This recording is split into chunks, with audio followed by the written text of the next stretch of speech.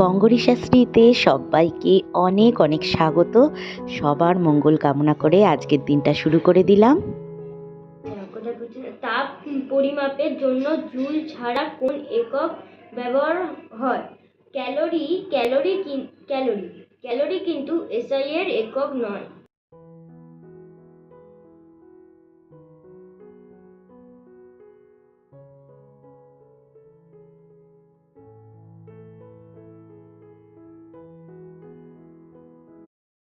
তিনটে আছে দিয়ে দেবো? না, দুটো কত ওজন হচ্ছে তিনটে দেখো। আছে দিয়ে দেবো?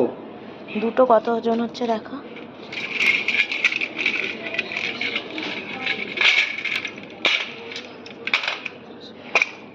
1 কিলো 400। কত করে? 230। কেন গো আবার তো দাম বলছো? দাম বেশি বলি না দিদি। রাখো, মুড়োতে কোনো মাছ রাখবে না। আচ্ছা ঠিক আছে।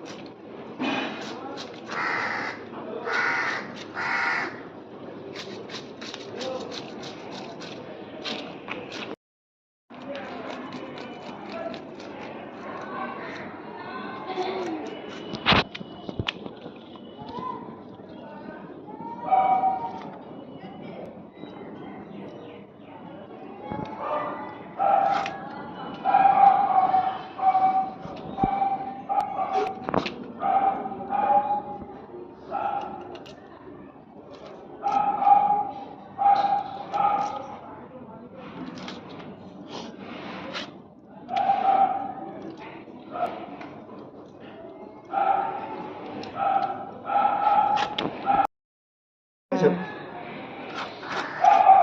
ঠিক আছে পিসটা।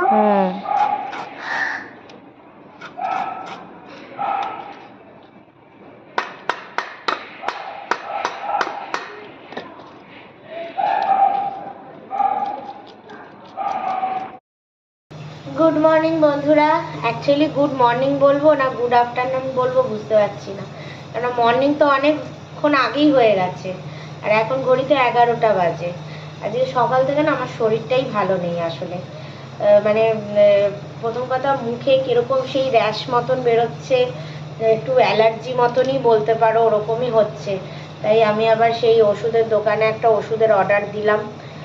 দুপুরের বেলায় এলে একটু খাবো ওটা খেলে একটু ঘুম হবে। হঠাৎ করে একটু অ্যালার্জি মতন বেরোচ্ছে এবার, সেই জন্য না ভালোও লাগছে না শরীরটা। তারপরে সকাল থেকেই না কেমন যেন লেথার্জিক মতন, কাজকর্মের কোনো মন নেই, কিছুই ইচ্ছা করছে না। মা প্রথমে বলল যে কি রে আমি রান্না করব, এবার আমি বললাম হ্যাঁ করো। তারপর দেখছি রান্নারও ব্যাপারগুলো অনেক বেশি বেশি। আমি ভাবলাম তাহলে পুজো দুটো দিয়ে দেবো, কাজ মিটে যাবে, মা করে নেবে রান্না বান্না। তারপর দেখছি এদিকের কাজগুলো অনেকগুলোই বেশি রয়েছে, অনেক কিছুই রান্না হবে আজকে। সেই জন্য আমি বললাম ছাড়ো আমি করছি আস্তে ধীরে। চশমা তোমার ওইখানে, তোমার ঘরে। হ্যাঁ আমি রেখেছি জানলার ধারে, চিরুনি রাখা যে ওইখানে চশমা আছে দেখো।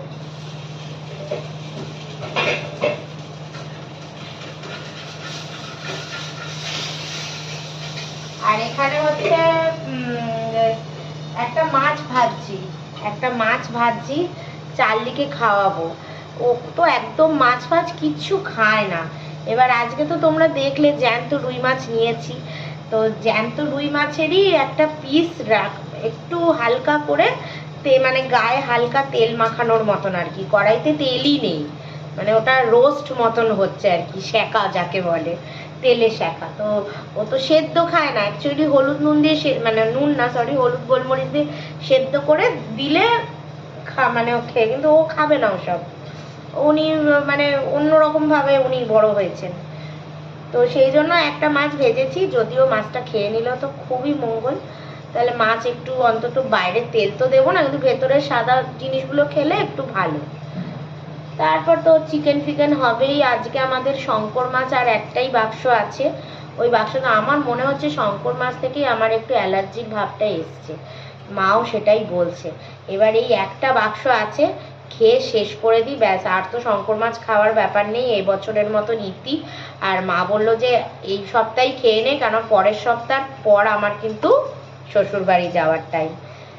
তো ডেটটা আমি এখন অবধি বলছি না, কিন্তু এইটুকুনি মানে হচ্ছে যে পরের সপ্তাহ পর, হ্যাঁ তোমাদের বললাম। তো এবার হচ্ছে কি দেখছো তো, যখনই আমি একটু ভাবি যে যাব কোথাও ঘুরবো একটু আনন্দ করব, তখনই কিন্তু আমার সাথে নানা রকম প্রবলেম হচ্ছে। কি করছে গো? আর তার মধ্যে চার্লিটাও আজকে যা জ্বালাতন করছে। সকালবেলায় একটু হালকা হোয়াইট হোয়াইট মতন বমি করেছে অল্প করে, এবার তারপর থেকে তিরিক্কি হয়ে গেছে, মানে চিড়চিড়ে হয়ে গেছে, মানে কথায় কথায় কামড়াচ্ছে। মাকে অলরেডি 4-5 বার কামড়ে দিয়েছে, মানে রাগ দেখাচ্ছে, জামা ধরে টানছে, ছিঁড়ে দিচ্ছে জামা, মানে প্রচুর রাগ ওর শরীরের মধ্যে এখন হয়ে রয়েছে। এবার ওদের তো শরীর খারাপ হওয়া মানে চিড়চিড়ে হয়ে যাওয়া, তাই তো মাম্মা? তাই তো। আর এর মধ্যে এবার হচ্ছে শুধু আমার কোলে উঠবে আর আমি রান্না করব না, বলো? মাছু খাবি তো? মাছু ভাজি তোর জন্য। মাছু কে খাবে? মাছু এলে বাবালে, বুঝে গেছে, মাছু খাবে, বুঝে গেছে, বুঝে গেছে, মাছু বলেছি অমনি বুঝে গেছে। তাই দেখি যদি মাছটা খেয়ে নিল তো ভালো। চলো আস্তে ধীরে রান্না শুরু করি, আর আমার ভাল লাগছে না। মেথি শাকের একটা চচ্চড়ি করবো, এই যে মেথি শাক কেটে রাখা হয়েছে, মাই সব কাটলো বসে বসে, আজকে আর আমি কিছু কোটাকুটি করিনি। মেথি শাকটা শিম, কুমড়ো, বেগুন, আলু এই দিয়ে একটু চচ্চড়ি করব। আর হচ্ছে শঙ্কর মাছ করব একদম। ওমা শঙ্কর মাছটা কি দিয়ে করবো? গাটি কচু দিয়ে না এমনি কষা? এমনি কষা করব। গাটি কচুটা তাহলে মাখা করে নি না মা? তরকারি তো করাই যায়, তরকারি তো করাই যায়, কিন্তু মাখাটা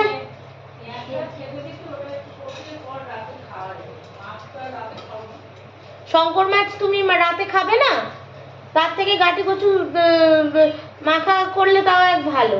কেন বলো তো, শঙ্কর মাছ অনেকগুলো, তুমি রাতে খাবে না তো কি করবে আবার ওই মাছ? এই হচ্ছে ব্যাপার। তো চলো দেখি কি করা যায় না যায়, কিছু এখনো ডিসিশন নিতে পারিনি, দেখি। নতুনকে স্বাগত জানিয়ে পুরাতনকে বিদায় দিলাম।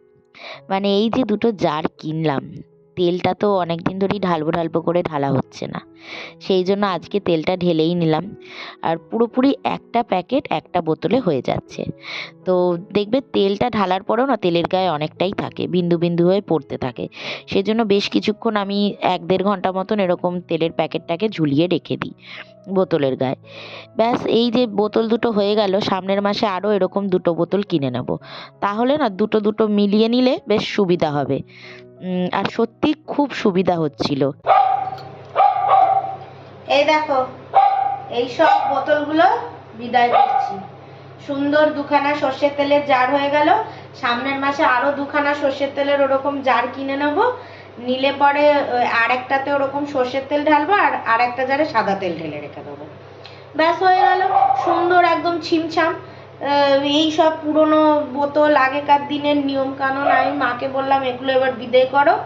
এবার এরমই সুন্দর সুন্দর 4খানা জার থাকবে, হিসাবেও থাকবে এর ফলে তেলগুলো, যে কটা প্যাকেট ঢালা হলো, কটা প্যাকেট আমাদের মাসে আমরা কতটা কম করে তেল খরচা করতে পারছি, সব এগুলো হিসাবে থাকবে। কেননা আমি তো বেশি তেলে রান্না করতে চাই না, একটু মাছ মাংস হলে একটু তেল লাগে, না হলে আমি চট করে সব মানে সব রান্নাতে বেশি তেল দিতে চাই না।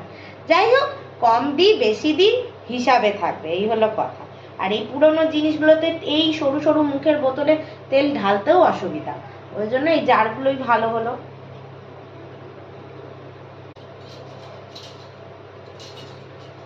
হয়ে গেল, ফেলে দিয়ে চলে এলাম, বিক্রি হয়ে যাবে, এগুলো তো প্লাস্টিকের বোতল, তো বিক্রি টিক্রি হয়ে যাবে। আর তেলগুলোকে ওরকম ভাবে দিয়ে রেখেছি, এই যে এরম ভাবে এগুলোকে বসিয়ে রেখেছি, এই দেখো না ফোঁটা ফোঁটা করে তেল পড়ে, চুয়ে চুয়ে না তেল পড়তে থাকে। তো ওই জন্য নিলাম পড়ছে যেটা পড়ুক, পুরো তেলটা পড়া হয়ে গেলে তারপরে প্যাকেটটা ফেলে দেবো, এই হয়েছে ব্যাপার। এমনিতেই অনেক বেলা হয়ে গেছে, তার মধ্যে রান্নাতেও আজকে মন নেই। তাও আমি অনেক তাড়াহুড়া করে রান্না বান্না করছি। তো এখানে শিম চচ্চড়িটা বানিয়ে নিচ্ছিলাম।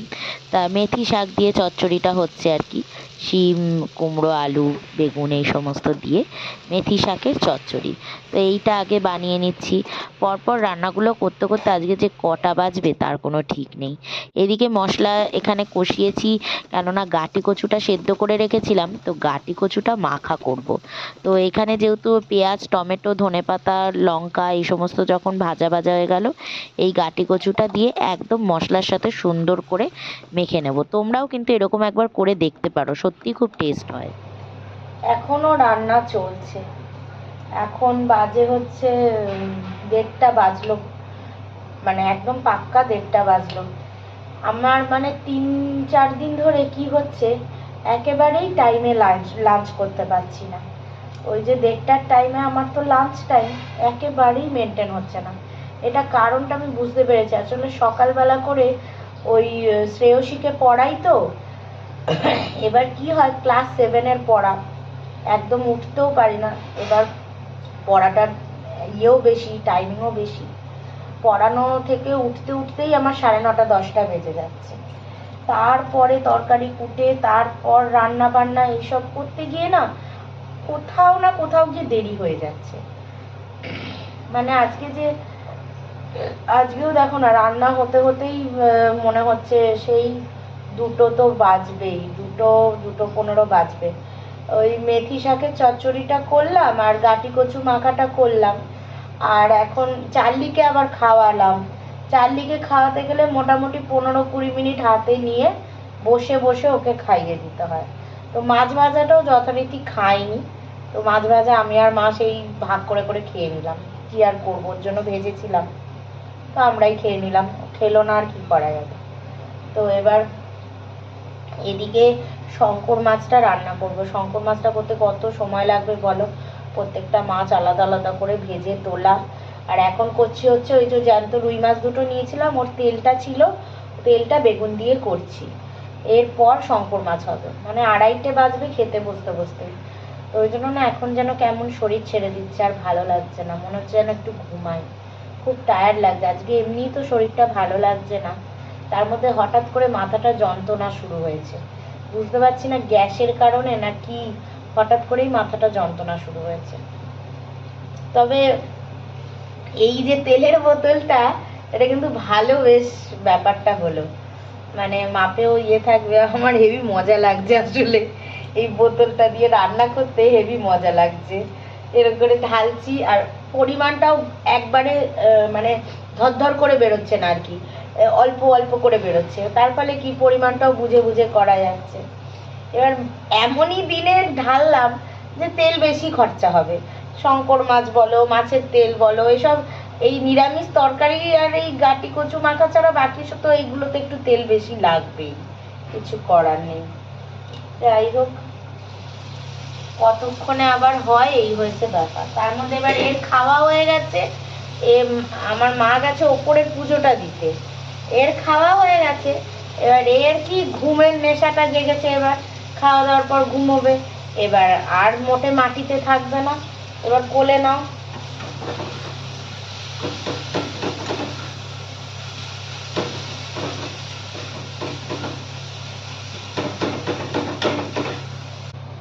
চলো রান্নাটা সারি, আর ভাল লাগছে না, মানে কেমন একটা লাগছে, বারবারই বলছি ওই জন্য ভালো লাগছে না বলে।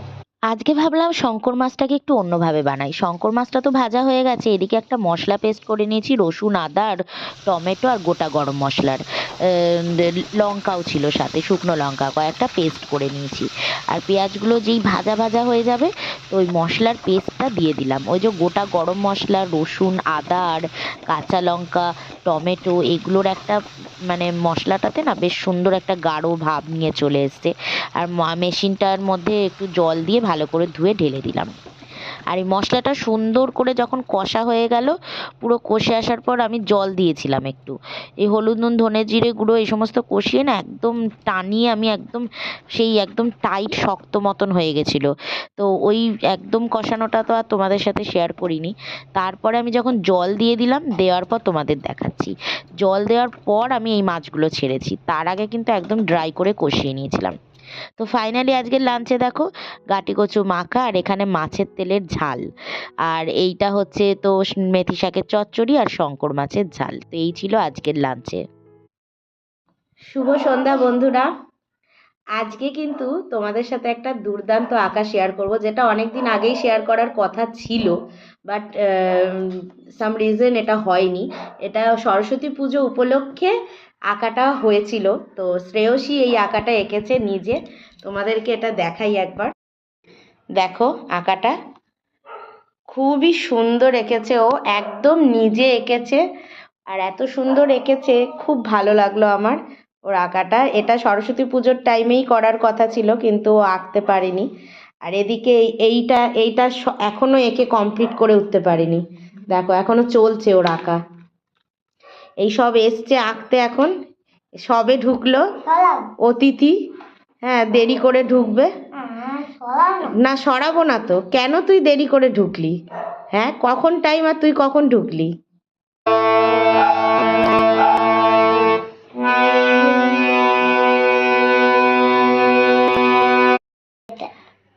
তো বন্ধুরা, আজকে শ্রেয়সীকে একটু সারগাম শেখালাম, এটা দেখার জন্য যে ওর মধ্যে সুর আছে নাকি, সরস্বতী ঠাকুর ওর মধ্যে বিরাজমান কিনা। তো সেই জিনিসটা আজকে একটুখানি সারেগামাটা জাস্ট ওকে নতুন সারেগামাটা শেখালাম। ও জাস্ট মানে এই প্রথম ও হারমোনিয়াম ধরেছে, প্রথম ও সারেগামা করেছে। তো তোমরা প্লিজ বলো যে ওর কি সুর আছে, ওর কি গান হবে। আমি তো দেখে নিয়েছি যেটা দেখার, এবার তোমাদের বলার পালা। শোনো, যাদের মনে ইচ্ছা আছে তাদেরকে শেখাতেও ভালো লাগে। তো বন্ধুরা, তোমাদের কেমন লাগলো আজকের ব্লগটা প্লিজ বলো। ততক্ষণ চলো টাটা।